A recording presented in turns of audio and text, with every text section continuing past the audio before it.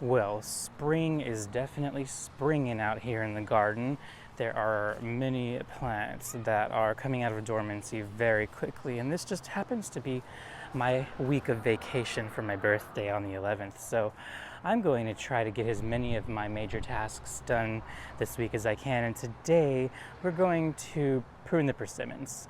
By the way, in case you're new here, my name is Brandon, and I garden southeast of Houston, Texas in Zone 9B, and we have two persimmons here.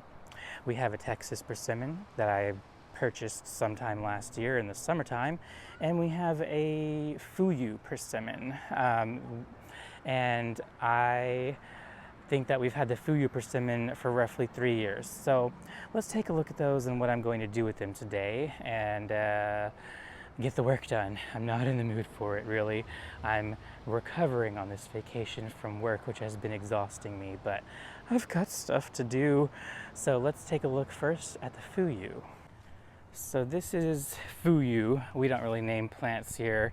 I know, it would be so cute if we did, right? What should we name this? Mrs. Fuyu? I don't know. Yeah. Should it have a name? It's your tree. They're hermaphrodites. They have both male and female, I think. Okay. All right. I guess this is Mrs. Fuyu. So, anyways, if you can see here, I tried to prune away the elderberry as much as possible so that we could see the basic structure of the tree here. I've failed in a number of ways with some of my trees and shrubs and privacy screening plants. And this one I feel like I've kind of failed on. I have this idea in my head that I need to let them have their branches for a certain amount of time to gain strength in the roots, and then I should prune things slowly.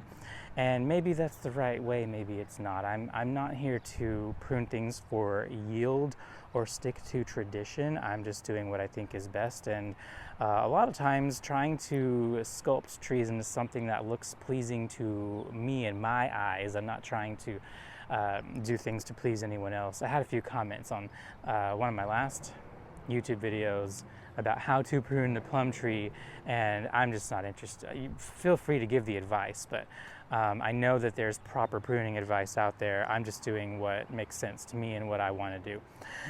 So the way that I'm planning to grow this tree, most of my trees, I want them to have one trunk, and that's how I want to stick, with this tree, especially because this has two trunks essentially, and this one here is got to go. Let's look at why real quick. People think I'm crazy. All right, so this is, again, I'm not telling you what to do, but you can gain some tips and tricks from this if you want. I'm going to use a handsaw to cut this branch off, and to avoid overcutting, like whenever it cuts through, accidentally cutting into the other branch that I'm keeping, putting a burlap sack there really helps. So this shouldn't take too long. I'm going to try to angle it down a little bit. There is a actual proper way to cut tree branches. There's a name, it's called Codit, C-O-D-I-T.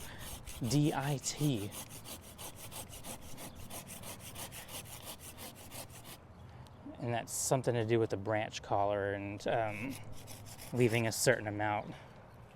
Oops, I have miscalculated here. I need 4 hands. Okay, so just need to put this out of the way. There we go. I need to hold this up because the weight is coming down on the saw blade. Not that this is a very heavy branch or anything. There we go. She's free. Oh, that's so unfortunate to have to cut that much off at once. Like I said, I really would like to have cut this sooner and not have to lose such a big piece, but this is the time of year to do it. Other people cut way more off of their trees than this anyways, so just wait till we get to the weeping willow video, because this guy over here behind you is a real mess, and I've got a lot of cutting to do on this one, but I think that's going to be a little bit later in the week. So let's travel over to persimmon number 2. Now, I already did a fair bit of pruning on this persimmon, so I'm going to show you all the photos now of what I did, and then we will come back to this and finish up the work. but you see, this is the Texas persimmon here. And let's take a look at the before and after now. So this is the before, and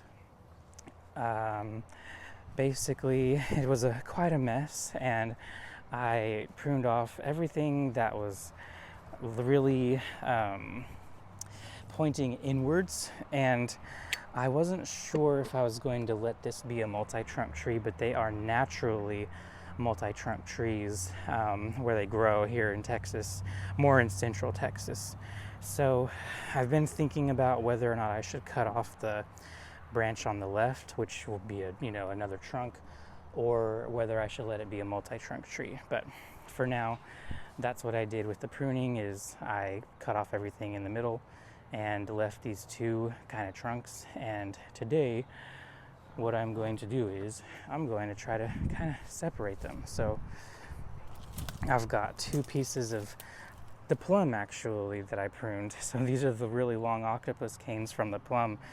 And what I'm going to do is try to be a little bit more environmentally friendly, because that is my goal overall. Instead of using my polyester rope on this one, what I'm going to do is use a branch from the garden, go and stick it in, and I'm going to tie it to the plum. I hope I didn't say cherry a minute ago. I don't have any cherry trees.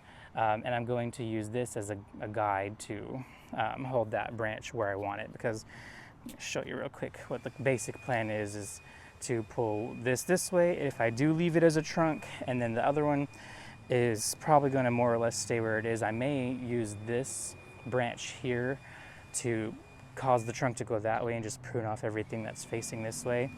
There's a lot of flex in this branch now, so I'm going to take advantage of that to kind of pull the trunk over this way, and then as these two grow, I can kind of twist and weave them the way that I want. But for now, I'm going to go ahead and get this started. So I'm going to put this about where I want it to be, and I'm going to tie that to it and hope that I can get, yeah, there we go. It rained yesterday real nicely, so I was, or am, able to get this in here pretty good. I don't have a lot of leverage. I've got lots of little salvias and things here I don't want to like step on too hard, so that's pretty good though. I like that. Okay, now let me make sure everything's actually in frame, because I didn't make sure of that before. Yeah, more or less. So let's go like this, and yeah, you can see it all pretty well. Okay, so what I'm gonna do now is I've got one long piece of jute here. As I said, I'm trying to be more environmentally friendly generally, so instead of my polyester rope, which I will still have to use for some things, I'm going to use jute here. Both of these things are biodegradable. They'll last as long as I need them to, and then they can just compost down into the garden. I think this is something that we should just generally be practicing, and so that's why I am showing you this today. And this is one thing I do urge you to do. Use less plastics if you can. So I'm just gonna run up along and I'm gonna do a little bit of an understitch thing here. Did I mention that I have quite a background in fiber arts?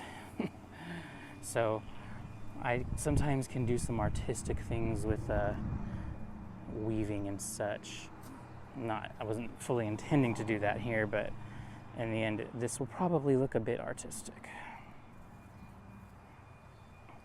Let's see, pull this a little bit closer as we go higher up. Okay.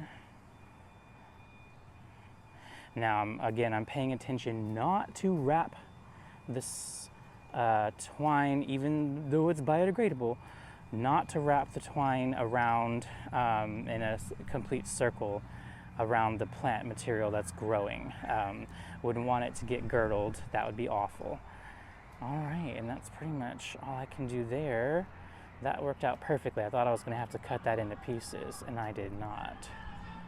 So that pulls this a little bit this way so that it gives more room to this. And you may notice that between the before and after photos and now that this has started to leaf out. I've caught it kind of just in time. like I said with the plum video, the longer you let this leaf out, the more you're wasting the sugars and sap that was stored in the roots for dormancy. And if you prune sooner, more of that's going to go to the branches that you leave behind. So I was going to try to move this one over. I think I'm actually probably pretty good just doing this one. So, I think I actually completed this video a little early. It's still longer than it probably should be, but there's the persimmons. I'm very excited about this one. I don't know whether it's a male or a female. I think this year I will probably find out because I see some flower buds on this one. It's a really cool tree, by the way. You should look into it. It's a native persimmon, and it's supposed to be very tasty. I haven't had the opportunity to taste it yet, so we will find out eventually, but maybe not with this tree because I don't know if it's a male or a female. The fuyu has male and female parts, I believe.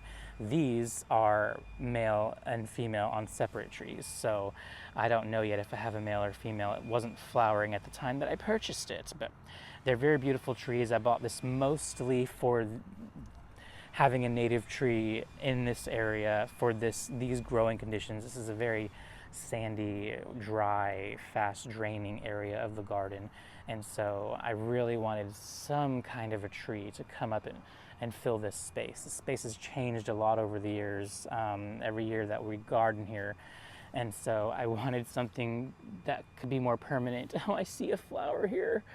I'm not sure if it's a male or female yet. I need to look up the reference photos, but there is definitely some flowering going on. And if I figure out which one it is, I may go back to the nursery that I got this from and try to get the opposite and plant it nearby. Well, y'all, this is going to conclude today's video. Very short, thank goodness. I do have multiple other bits of work that I need to do and I'd like to show this week, so I'm probably going to aim to put out a video per day. Until then, I'll see you in the next one, probably tomorrow. Goodbye.